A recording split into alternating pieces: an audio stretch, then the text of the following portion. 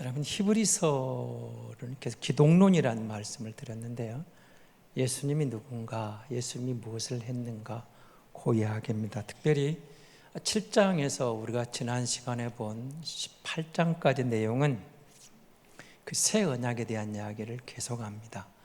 그러니까 중복되는 이야기가 될 수도 있는데요, 그러나 계속해서 이걸 강조하는 이유가 있겠죠. 그만큼 하나님을 바로 아는 것, 그리스도의 새 언약을, 대속의 은혜를 바로 아는 것이 정말 중요하기 때문에 그럽니다. 그것이 기독교의 본질이고 기독교의 중심 메시지이기 때문에 그렇습니다. 그리스도 없는 기독교는 기독교가 아닙니다. 그래서 오늘 본문은 그래서 이렇게 시작을 합니다. 그러므로 형제들아, 우리가 예수의 피를 힘입어 성소에 들어갈 담력을 얻었나니. 이 성소, 지성소입니다. 계속 강조된 부분이죠. 지성소에 아무나 들어갈 수 있는 곳이 아닙니다. 제사장도 못 간다고 그랬습니다. 대제사장도 마음대로 못 들어갑니다. 1년에 단 한 하루, 대속죄일 그날만 두렵고 떨림으로 들어갔던 그 자리, 지성소였습니다. 그런데 20절을 보십시오. 그 길은 우리를 위하여 휘장 가운데로 열어놓으신 새로운 살 길이요, 휘장은 곧 그의 육체니라.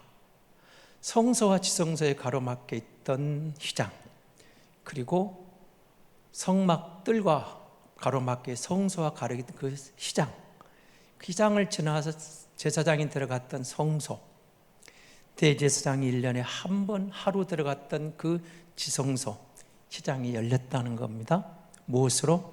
예수 그리스도의 보혈로. 예수 그리스도의 몸을 찢어 휘장을 열어 누구나 하나님 앞에 설 수 있는, 하나님 면전에 들어가는 은혜를 입었다, 그 말입니다. 그렇게 됐는데 우리에게는 하나님이 그 놀라운 은혜를 주셔 누구든지 보혈의 공로로 새 언약의 주인공이 되어 하나님 면전에서는 영광을 얻었다는 겁니다. 한번 생각해 보시기 바랍니다. 내가 지금 대제사장이 되었습니다. 올해의 대제사장입니다. 대속죄일이 다가왔습니다. 지성소로 들어가야 되는데 얼마나 두렵고 떨리겠습니까? 사실 대제사장들은 때로는 죽어 나오는 경우도 있었습니다. 가끔, 종종, 많은 경우는 드물게는 일어난 일이지만, 그래서 발목에 끈을 매달고 지성소에 들어갔습니다. 행여라도 방울이 울리지 않고 대제사장이 기척이 없으면 시체를 끄집어내야 되는데 누가 감히 그 지성소에 들어갈 수 있겠습니까? 못 들어갑니다. 그래서 끈을 잡아당겨서 시체를 수거했던 겁니다. 그러니 여러분, 대제사장이 돼서 그날 거기에 들어가면서도 얼마나 두려웠겠어요. 그런데 주님이 오셨습니다. 자신을 십자가에 내어 던짐으로 그 휘장을 열어놓고 누구든지 예수 믿으면 예수의 보혈로 지성소에 들어가는 길이 활짝 열렸다고 말하고 있는 겁니다. 그 이야기가 계속 반복되고 있습니다.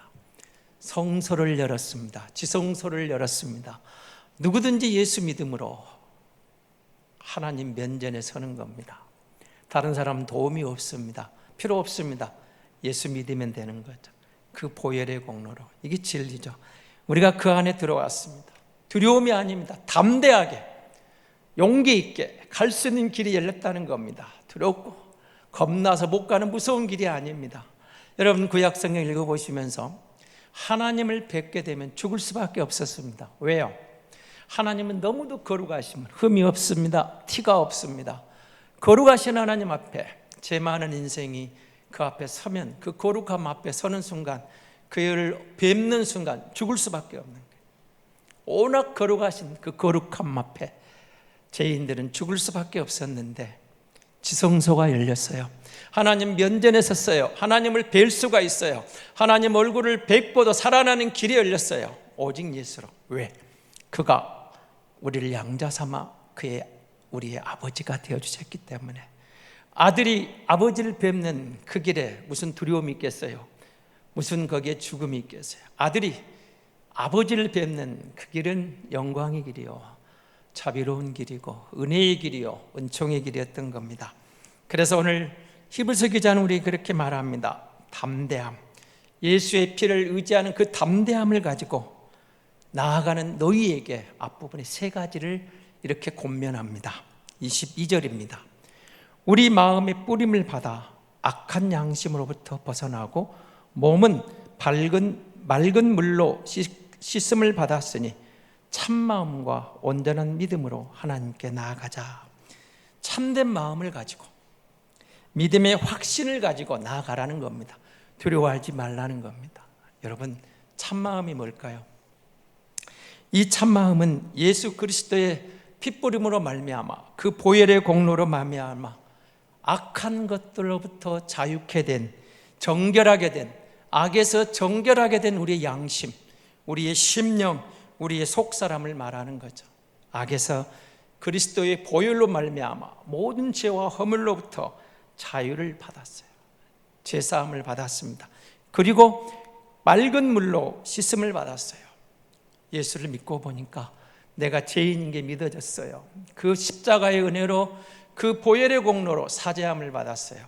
감사하죠. 그래서 고백하고 신앙을 고백하고 물과 보혈의 공로를 의지하여 세례를 받는, 그렇습니다. 여러분, 교회에 와서 예수를 만납니다. 십자가의 복음을 들었어요. 믿어져요. 내가 믿어졌어요. 하나님의 은혜로 내 마음이 열렸어요. 그를 믿고, 그럼 나만 혼자 믿는 게 아니고 공회 앞에서, 공동체 앞에서 주는 그리스도시요 살아계신 하나님의 아들입니다. 그 예수가 나의 주님입니다. 나의 하나님이다. 시인하고 고백할 때 세례를 받는 거예요. 맑은 물로 깨끗해졌어요. 세례는 종교의식이 아니에요. 예수 그리스도를 만난, 영접한, 신앙을 고백한 성도에 주는 표적이에요. 공적으로 나는 예수가 나의 주인입니다. 나의 하나님입니다. 그래 도장을 찍어주는 거, 인을 쳐주는 거예요. 당신은 이제 그 고백을 했으므로 세례를 통해서 하늘 생명책에 기록된 하나님의 자녀입니다. 이걸로 깨끗이 됐다는 거죠. 그 참마음으로, 우리의 의가 아니고 노력이 아니고 예수의 십자가 그 보혈을 의지해 나아갈 수 있는, 내 양심에 뿌려졌어요. 내 감정에, 내 지식에, 내 의지에, 내 생각에 보혈이 들어와요. 보혈이 그러고 보니까 정결하게 되었어요. 세례받고 보니 하나님의 자녀된 권세가 주어진 거죠. 당당하게 넘어갑니다. 우리 양심, 여러분, 죄를 지으면 양심의 가책이라는 게 와요. 죄책감. 만약에 죄를 짓고도 양심에 반응이 없다면 성경은 그것을 이렇게 말합니다. 화인 맞은 양심이라고, 버려진 양심이라고. 그런데 우리 양심이 죄를 짓는 순간 죄책감이 와요. 죄의식이 찾아와요.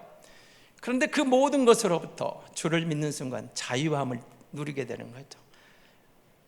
내가 한 게 아니고 하나님의 아들을 희생해서 내 죄를 용서했다, 내 죄를 도말했다. 그걸 믿는 순간 받아들여져요. 내 것이 되었어요. 믿는 게 여러분 그냥 된 게 아니에요. 하나님의 선물이에요. 하나님이 믿어져서 그 보혈로, 그 은혜로 네가 제사함 받고 양심의 자유를 누려요. 우리의 생각이, 우리의 마음이, 우리의 의지가, 우리의 속사람이 그 십자가의 보혈로 흘러남으로 자유함을 누리면서 이제 우리에게는 악에서 정결케 되었다, 온전하게 되었다. 그냥 하나님 우리를 선언해 준 거예요. 믿음으로 온전케 되었다. 효력이 등장하는 거예요. 그리고 실제적으로 그 삶에 주의 보혈의 공로로 나아가는 거죠. 그리고 담대하라는 거예요. 두려울 게 없다는 거예요. 꺼릴 게 없다는 거예요. 예수를 의지해서 지성소로 달려갈 수 있다는 거죠. 두 번째입니다. 23절입니다. 또 약속하신 이는 믿으시니 우리가 믿는 도리의 소망을 움직이지 말고 굳게 잡으라고 말합니다. 이 말은 우리가 소망을 가진 소망의 백성이 되었어요. 신앙을 고백했어요. 흔들리지 말라 그 말입니다. 됐다는 겁니다. 예수 믿었느냐? 예수가 너의 주냐? 믿고 세례를 받았느냐? 그 믿음이 네가 공회 앞에 고백하고 하나님 앞에 나왔다면 충분하다 그 말입니다. 됐다. 담대하라. 두려울 게 없다. 거릴 게 없다. 예수 믿으면 됐다. 선언해 주는 겁니다. 그리고 그 소망 중에 굳게 붙잡으라는 겁니다. 여러분, 우리 신앙 고백 중요합니다. 우리는 예배를 드리면서 신앙을 고백하는데 그걸 그냥 외우면 안 됩니다. 하나하나 문구를 생각하며 이것이 나의 고백입니다. 이것이 나의 신앙입니다. 이것이 내 것입니다. 내 고백입니다. 신앙을 고백해야 돼요. 아멘으로 화답하는 거죠. 여러분, 아멘하면 그 신앙이 내 것이고 그 말씀이 내 것이고 그 찬양이 내 것이고 그 찬양이 내 기도고, 하나님 이 말씀에 아멘합니다. 이 찬양에 아멘합니다. 이 기도에 아멘. 그것이 나의 찬양이에요. 그게 나의 기도예요. 그게 나의 말씀이 돼요. 그게 나의 신앙 고백이 돼요. 하나님 앞에 우리의 신앙을 고백했어요. 그리고 여러분, 개인 기도하다가 기도가 막히면 신앙을 고백해 보세요. 주는 그리스도시요 살아계신 하나님의 아들입니다. 고백해 보세요. 그리고 안 되면 사도신경 한번 외워 보십시오. 하나하나 의미를 담아 고백할 때 성령이 여러분 마음을 감동할 때는 놀라운 은혜도 임할 수 있을 겁니다. 신앙 고백입니다. 그래서 이 신앙 고백할 때냐, 흔들리지 말라 그 말입니다. 우리의 믿음을 흔드는 요소가 얼마든지 있다는 겁니다. 내 안에도 있고 주변에 있고 모든 사건 여건 속에서 우리의 믿음을 할 수만 있으면 흔들려고 믿음을 거스르게 하려는 무리가 있다는 겁니다. 지금 히브리 공동체가 그런 사람들입니다. 유혹으로 왔어요. 다시 율법을 지켜라, 다시 할례를 받아라, 돌아와라. 흔들렸어요. 돌아가는 사람들이 있었어요. 그냥 다시 강조하는 겁니다. 권면하는 겁니다. 흔들리지 말아라. 이 믿음을 굳게 잡아라. 그 소망 가운데 굳게 서라. 그 정도의 흔들리느냐? 흔들리지 말라는 겁니다. 그리고 이어지는 24절입니다. 서로 돌아봐 사랑과 선행을 격려하며 모이기를 피하는 어떤 사람들 습관같이 하지 말고 오직 권하여 그날의 가까움을 볼수록 더욱 그리하라. 믿음으로 혼자 가정에서 예배 드리는 게 아니에요. 믿음의 공동체, 신앙 공동체 나와서 서로 돌아보라는 거예요. 그리고 선한 영향을 끼치라는 거예요. 정말 하나님의 사랑이 내 힘이 임했어요. 이웃을 보는 눈이 달라져요. 사랑하게 되는 거예요. 그리고 더 이상 악한 행실을 하지 말라는 거예요. 그것 때문에 구원받는 게 아니라 믿음으로 구원받았기 때문에 이제는 이전에 행하던 악한 것을 정리하고 다시는 그 길로 돌아가지 말고 옛사람의 그 계계, 거짓말, 악한 것으로 돌아가지 말고 선한 행실로, 선한 열매로 하나님께 영광을 돌리는 믿음의 공동체 안에 서로에게 좋은 영향을 끼치라는 거예요. 그리고 그것이 사람들에게 저들의 사랑을 보라, 저들의 좋은 행실을 보라, 선한 행실을 보라, 믿음의 선한 싸움을 싸우며 우리는 새로운 가치관을 가지고 목적을 가지고 달려가게 됐다는 겁니다. 그래서 그날이 가까움을 볼수록 더욱 사랑하고 더욱 선한 일을 하라 그 말입니다. 서로에게 관심을 가지라는 거죠. 형제의 사랑, 형제의 사랑. 그렇습니다. 함께 모여서 서로를 돌아보고 사랑하고 좋은 영향을 끼치고 작은 친절이라도 서로 배려하며 그렇게 나가는 것. 그 이야기가 이제 26절에 또 이어집니다. 여러분, 26절을 상당히 조심스러운 표현이기도 합니다. 우리가 진리를 아는 지식을 받은 후 짐짓 죄를 범한 즉 다시 속죄하는 제사가 없고 오직 무서운 마음으로 심판을 기다리는 것과 대적하는 자를 태울 맹렬한 불만이 있으리라. 사실 이 말씀은 상당히 두려운 말입니다. 왜 그러냐면요, 이런 뜻이거든요. 우리가 지난주 설교할 때 한 번 구원은 영원 구원이라고 했어요. 영원한 구원이다, 두려울 게 없다 하겠는데 히브리서는 이 부분을 어쩌면 뒤집는 말과 같은 말을 합니다. 사랑과 선행을 서로 자극하며 모이기를 힘써라. 세상은 모이지 말라 할지라 몰라도 너희는 주의 이름으로 모여서 서로에게 힘을 돋워주고 격려하고 서로를 돌아보고 함께 선한 열매를 맺어가도록 좋은 영향을 끼치고 도전을 주고 도전을 받고, 악한 영향이 아닙니다. 선한 영향입니다. 그런데 그렇게 된 너희가 만약에 되돌아가면 그 말입니다. 하나님의 아들을 다시 십자가에 못 박고 공개적으로 욕을 보이는 그런 행위와 같은 일을 하면 어떻게 또다시 구원받겠느냐, 이런 뜻이거든요. 다른 말로 하면 여러분, 이 사람들은 지금 불신자들이 아닙니다. 히브리 공동체입니다. 믿는 사람들입니다. 그런데 너희가 거기서 물러나면 그 말입니다. 주저앉으면, 옛날로 다시 돌아가면 어떻게 다시 구원받겠느냐, 두려운 말이죠. 하나님 앞에 우리가 서서 사랑을 받고 그 십자가의 은혜로 대속의 은혜를 입어 지성소 앞에 당당히 나아간 담대함을 얻었는데 어떻게 그런 신앙 고백을 하고 희망을 갖고 있는 너희가 돌아서서 갈 수 있겠느냐 그 말입니다. 여러분, 인간의 한계성은 항상 이런 데 있습니다. 우리가 정말 모든 것을 다 할 수 있는 것처럼 착각하는 겁니다. 보이지 않는 것은 없다고 단정 지어버리는 겁니다. 그래서 여러분, 우리는 권선징악이니 또는 인과응보니 세상의 원리를 말합니다. 맞는 것 같습니다. 욥을 통해 우리 이 말씀 이렇게 말씀하십니다. 때로는 하나님 이럴 수 있습니까? 항의하고 싶을 때가 있어요.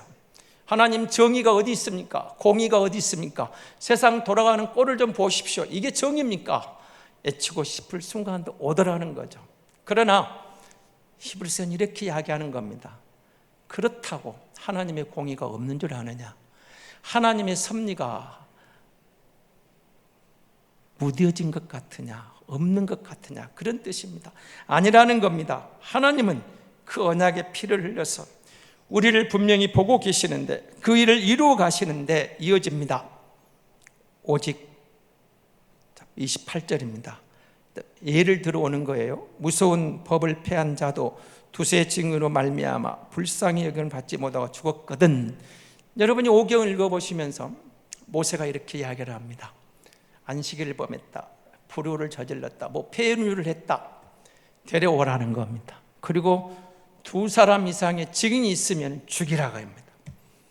모세 율법도 범한 자도 이렇게 죽임을 당하는데, 그럼 그 다음 말, 이게 여러분 여기 29절은 잘 들으셔야 되는 대목입니다. 하물며 하나님의 아들을 짓밟고 자기를 거룩하게 한 언약의 피를 부정한 것으로 여기고 은혜의 성령을 욕되게 하는 자가 당연히 받을 형벌을 얼마나 더 무겁겠느냐. 형벌은 얼마나 더 무겁겠느냐. 너희는 생각하라는 것입니다. 모세 율법을 보내갖고도 두세 사람이 죽임했으면 그 율법 때문에 범한 것으로 죽임을 당한 경우가 있었는데 독생자가 왔어요. 우리는 아무것도 한 게 없지만 하나님은 가장 소중한 것을 던졌어요. 희생했어요. 하나님의 가장 소중한 것을 너희를 구원했는데 이 진리를 예면하고 거룩하게 된 이 언약의 피를 부정한 것을 여기고, 그리고 은혜의 성령을 욕되게 하는 너희는 모세의 율법과 비교되겠느냐. 모세의 율법도 두세 사람의 죽인 증인으로 죽임을 당하거든. 하물며 은혜의 보좌로 주신 이 언약을, 예수를 부인하고 십자가의 은혜를 저버리고 성령을 모욕한 그들이 어떤 형벌을 받겠는가 한번 비교해보라는 거예요. 모세율법을 가져오는 거예요. 그러면서 여러분, 구원받은 성도가 어떻게 그리스도를 사랑하고 어떻게 나아갈 것인가. 우리가 흔히 말하는 값싼 은혜에 머물러서 살아가지 말고 우리를 향해 생명 던진 그리스도의 그 보혈이 얼마나 소중한가를, 얼마나 귀한가를, 모세의 율법이 그림자라면 실체가 와서 너를 위하여 던지신 그 보혈의 공로를, 그 은혜를 어찌 가볍게 여기느냐 생각해 보라는 것입니다. 그리고 32절입니다. 전날에 너희가 빛을 받은 후에 고난으로 큰 싸움을 견뎌낸 것을 생각하라. 혹은 비방과 환난으로 사람에게 구경거리가 되고 혹은 이런 형편에 있는 자들과 사귄 자가 되었으니 너희가 갇힌 자를 동정하고 너희 소유를 빼앗기는 것도 기쁘게 당한 것은 더 낫고 연구한 소유가 있는 줄 알미라. 인내하되, 왜 인내해야 될 이유가 있다는 거죠. 하나님이 신실하시고 하나님께 주신 그것을 너희가 받았지 않았느냐. 그런데 우리에게는 선배들이 있다는 겁니다. 믿음의 공동체가 있다는 겁니다. 앞서간 저들의 삶을 보라는 거예요. 그 공동체를 보라는 거예요. 내 개인적으로 경험한 것도 있지만 여러분, 한국교회를 예로 들면 그렇죠. 신사참배를 거부했던 저들의 숭고한 신앙, 죽음 앞에서도 담대했던 믿음의 선진들이 있습니다. 조선 말 복음을 이 땅에 던지기 위해서 왔던 선교자들, 또 순교자들의 희생이 있었습니다. 그 거룩한 피 위에 한국교회가 세워진 거죠. 공산당의 협박 앞에서도 믿음을 지키기 위해서 순교의 제물이 되었던 저들의 희생이 있지 않았느냐. 그런 공동체 희생이 있어요. 그들은 때로는 생명을 던졌어요. 있는 걸 다 빼앗겨서 환난을 당해요, 핍박을 당해요. 그러나 저들이 인내할 수 있었던 것은 소망을 굳게 부여잡았기 때문이라는 겁니다. 모욕을 당하고 조롱을 당하고 환난을 당하고 다 빼앗겼어요. 그러나 저들은 그것을 뛰어넘는 은혜의 상급을 바라보고 더 좁고 더 영원한 재산을 확신하는 소망이 있었기 때문에 그 믿음의 선배들은 그런 환난을 믿음으로 인내하고 감당해내지 않았느냐, 증인들입니다.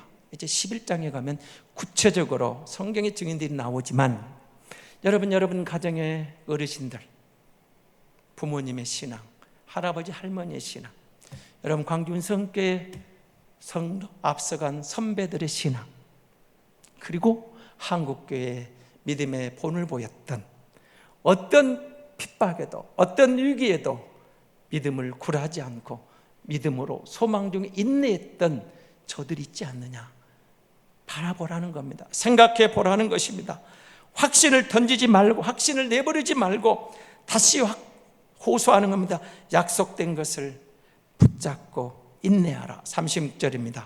너희에게 인내가 필요함은 너희가 하나님의 뜻을 행한 후에 약속하신 것을 받기 위한, 인내하면 약속이 이루어지는 그날이 온다는 겁니다. 그가 오시고 있다는 겁니다. 그가 오셔서 주시는 것, 잠깐 오면 오실 리가 오시리니 지체하지 아니하시리라. 나의 의는 믿음으로 말미암아 살리라. 또한 뒤로 물러가면 내 마음이 그를 기뻐하지 아니하라 하셨느니라. 그렇습니다. 오실 그가 온다는 것이 확신합니다. 신실합니다. 그거는 반드시 이루어질 것입니다. 그분이 오십니다. 우리의 믿음으로 인내하고 소망하면 그걸 보게 될 것이라는 거죠. 우리가 하나님을 섬기는 것이 은혜입니다. 예수 믿은 것이 은혜입니다.